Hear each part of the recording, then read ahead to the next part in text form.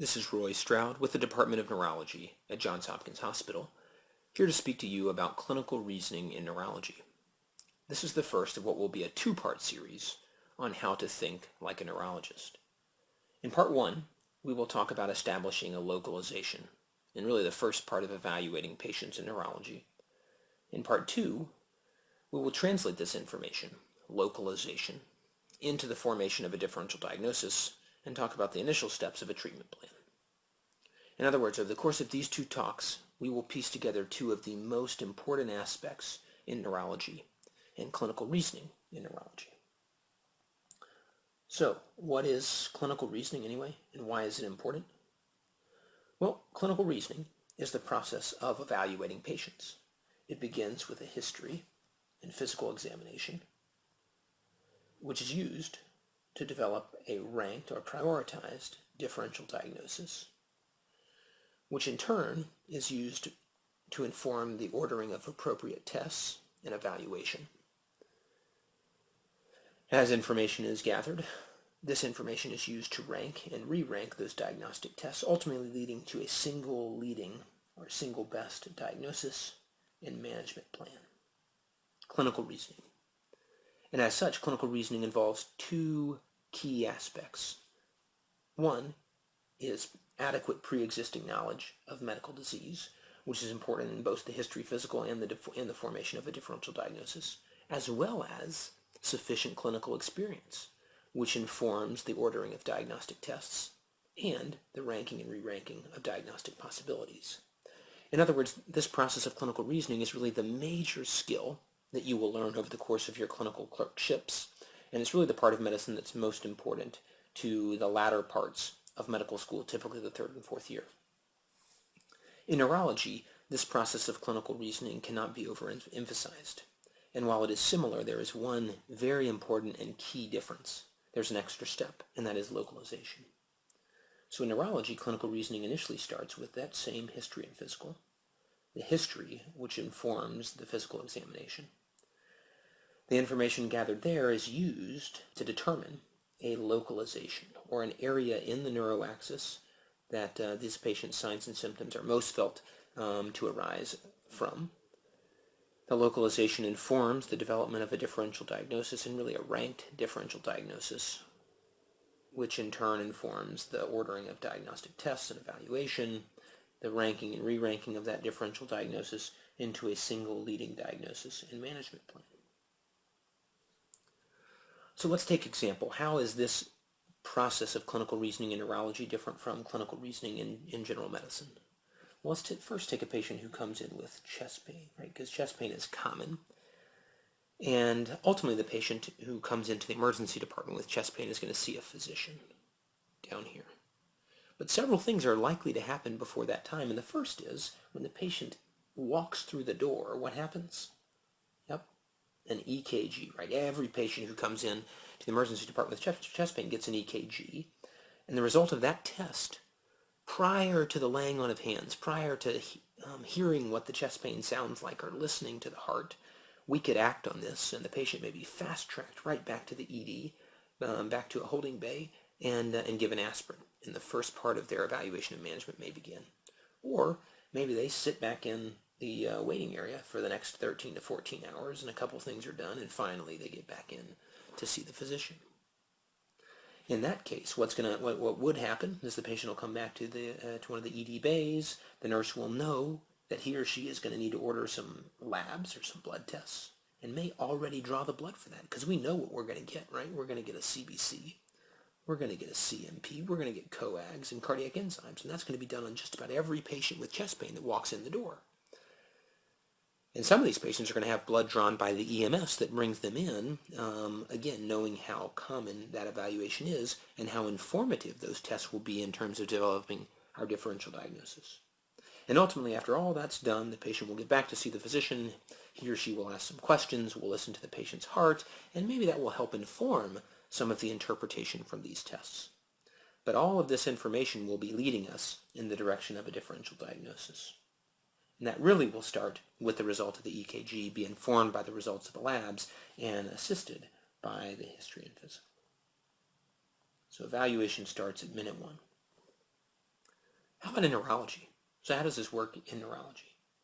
Well, let's take a patient who is weak, because we see weak patients. And so we're talking about the tests, the triage tests that are going to help us evaluate this patient before they get back to the physician. So what could we do? What could we do for that patient with weakness as they walk in the door? Well, okay, we could do an MRI of the brain. That's reasonable. We do MRIs of the brain. But in this patient, that's going to be normal and not helpful. So what else could we do? MRI of the spine. You want to do that? Okay, MRI of the spine, normal. What else do we do in neurology? Okay, we could do a lumbar puncture, yeah. Lumbar puncture, you guessed it, normal. So here we are, we've spent $4,000 to $6,000. We've gotten no closer to what this problem is, except we know that the MRIs and LPs weren't helpful and the patient's bummed out about their post-LP headache. And finally they get back to the physician. Physician asks a few questions, and we find out that this patient has a 3-month history of proximal greater than distal weakness. They got difficulty walking upstairs, getting out of chairs. They have normal reflexes. They have no sensory complaints. And lo and behold, we had an idea of what's going on. Because we know that proximal weakness with normal reflexes, normal sensation, that's subacute, going on for 3 months, is often coming from the muscle. So we want to know if there's inflammation. We check a CK. CK is markedly elevated, and this patient has polymyositis. So you can see the key part of evaluating this patient was really that history and the confirmation by the physical exam, which led us to a localization, myopathy or muscle problem. And in so doing, we were able to form a quick differential diagnosis and evaluated that and arrived at a leading diagnosis in this patient, polymyositis. So you can see clinical reasoning is one of the most fundamental parts of evaluating neurology patients and patients in general. And this is what we mean. In Part 1, we'll talk about the localization aspect of this. In Part 2, we'll use that localization to talk about how we develop a prioritized or a focused differential diagnosis. So let's start first with localization. And what are the areas of the neuroaxis? So I am no artist, but we'll do the best we can here to draw the brain, the brainstem, the spinal cord, the peripheral nerve, the neuromuscular junction, and the muscle.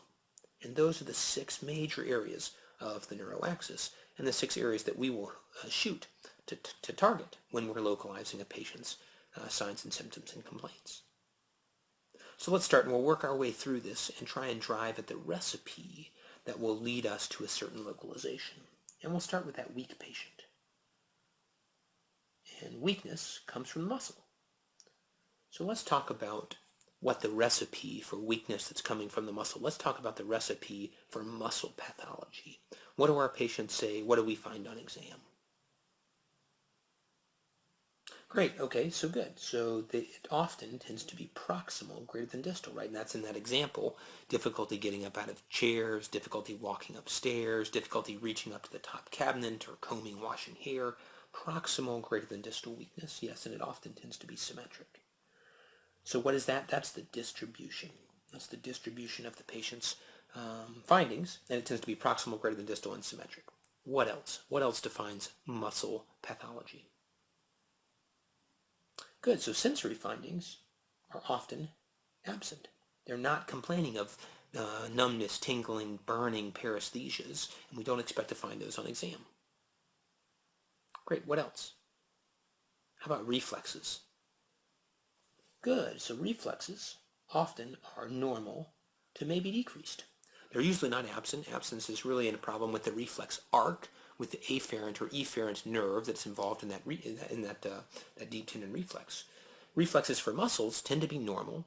They can be reduced in severe acute pathology, acute fulminant pathology, or chronic, very severe muscle disease. So normally, this is not a disease of one biceps and then one triceps and then one quad. It's a disease of muscles all over the body or in certain areas. And so you've lost some muscle fibers in those muscles, but not enough to completely lose or drop or have absent reflexes, maybe to be decreased or often to be normal. So here's our recipe. Here's our recipe for pathology that's coming from the level of the muscle. It tends to be proximal greater than distal, often symmetric, not usually associated with sensory findings on history or examination, and reflexes tend to be normal to decreased. Great. So we're going to use that recipe, that presentation, to help inform pathology coming from the muscle. How about pathology coming from the level of the neuromuscular junction? Let's move along.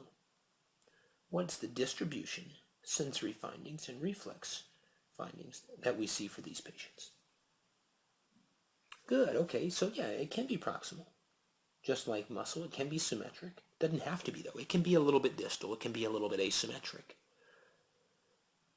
What is characteristic? Okay, fatigability. Fatigability often comes up with neuromuscular junction pathology, and that's really a wild card. Neuromuscular junction diseases can often be fatigable, worse at the end of walking around the mall, worse at the end of reading a book, worse at the end of eating, or those sorts of things, fatigability. But what else describes the distribution of neuromuscular junction disease? Great. So patients complain of ptosis, diplopia, dysarthria, dysphagia, bulbar findings. So that is very characteristic of neuromuscular junction pathology and really helps to differentiate disease at the level of the neuromuscular junction from the muscle. Good, so that's our distribution. How about sensory findings? Good, normal. This is neuromuscular junction problem, so sensory findings, numbness, tingling, burning, paresthesias tend to be absent. And what about reflexes? Yep. Normal to decrease for the same reason that muscle pathology was normal to decrease. It's not the neuromuscular junctions in one bicep or in the tricep. It's neuromuscular junctions all throughout the body. So in acute fulminant disease or chronic severe disease, you can have decreased reflexes, but they tend to be normal to decreased and not absent. Good. Okay, so let's keep going. Let's talk about weakness, or now numbness, that's coming from the level of the nerve. So what's the distribution, sensory findings, and reflex findings that we can see with nerve pathology? Okay, yeah, so we often think of these as being distal greater than proximal, because that distal symmetric polyneuropathy of diabetes, which is most common in the United States, is distal, but it doesn't have to be. What about a Bell's palsy, right? That's proximal. What else? So what was the distribution? Okay, good. Yeah, so it could be one nerve, it could be multiple nerves, but it has to be the nerve, and we call that dermatomal. So whether it's one nerve, a carpal tunnel, all distal nerves, distal symmetric polyneuropathy, or multiple single nerves, a mononeuritis multiplex, it has to be the nerve, it has to follow the nerve distribution, and we call that dermatomal. So it has to be dermatomal. And whether you're asking on history or marching out on your physical exam, it is important to help determine whether that pathology, that problem, is coming from a dermatomal distribution. What about sensory findings? Yeah, tend to be present, don't have to be though.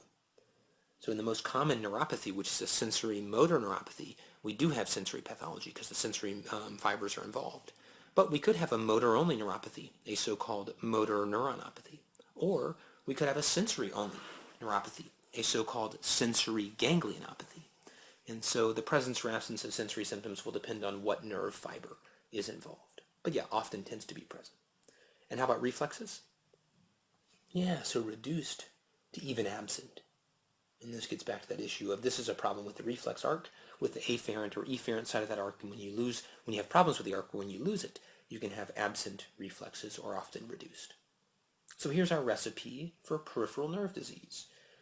Dermatomal, often sensory findings with reduced or absent reflexes. Good. All right, well, let's keep going. So what tends to be characteristic of disease pathology in the spinal cord? What is the recipe for weakness or numbness coming from the cord? Okay, yep, so can be distal. Often if it's distal, it's not proximal, and so we call that a level. Pathology that is at and then below a certain level is characteristic of spinal cord pathology. That's the distribution. Good. A level. How about sensory findings? Yep, often tend to be present. Don't have to be if it's just the motor fibers or the motor nerves, the ventral horn, but often are present. And really, this gets back to that issue of how the sensory fibers, how the sensory information is carried. So what are the two major tracks, major pathways for sensory information in the spinal cord? Yep, dorsal column and anterolateral or spinothalamic tract. And they carry different types of sensory information, right? So the dorsal columns carries what type of sensory information? Yep, proprioception or vibration. And the spinothalamic tract carries what type of sensory information? Pain and temperature.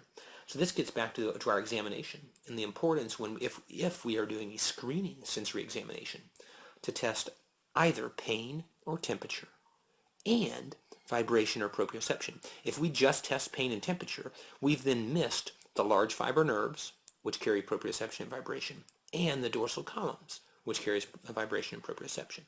If we investigate just vibration and proprioception, then we've then missed all the information carried by the small fiber nerves and by the anterolateral or spinothalamic system. So it is important when we're doing our sensory examination to test everything, or if we're going to do a screening exam, to test either pain or temperature and vibration or proprioception so that we can determine what tract is involved, which helps us in this localization process. Good, and so reflexes, what's the reflexes for spinal cord pathology? Yeah, tend to be increased. Early on, spinal shock, reduced or absent, but classically, upper motor neuron pathology, increased reflexes is characteristic of spinal cord disease. And then what's the wild card here? There was that fatigability at the neuromuscular junction. There's a wild card here for spinal cord. Yep, bowel and bladder. Good. So all of the nerves that go to the periphery go through the spinal cord, and that includes nerves to the bowel and bladder. So problems in the spinal cord, particularly early problems in the spinal cord or compressive problems in the spinal cord, can affect bowel and bladder function and result in incontinence, which is an important wild card. Good, so again, the key here is that there is a recipe for nervous system pathology. There's a recipe, a distribution, sensory findings and reflex findings for where things may be coming from in the neuroaxis. This works very well in the periphery. It tends to fall apart a little bit when we get to the brainstem and brain, but there are other features that we can use to help localize that problem. As you know, in the brainstem we look for cranial nerve findings such as ptosis, diplopia, dysarthria, dysphagia, peripheral facial weakness or other such symptoms, and specifically we look for crossed findings where there's a cranial nerve deficit, most often ipsilateral to the lesion, and a long tract symptom contralateral to the lesion. The brain includes the subcortex and cortex, and in the cortex we look for cortical findings, which can include agnosia, aphasia, amnesia, abulia, apraxia, neglect, or visual field deficits, and other cortically based functions.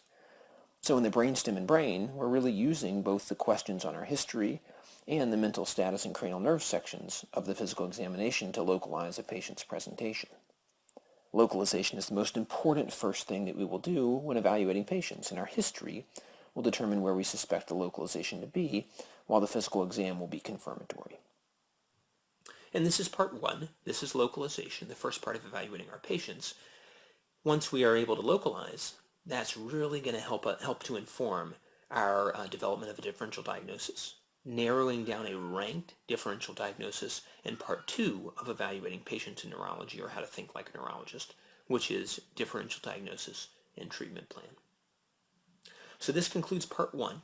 Please continue on to part two, where we'll talk a little bit more about the second half of the board, the right side of the board, and that is differential diagnosis, formation, and the first parts of a treatment plan, and that will complete our discussion of clinical reasoning in neurology.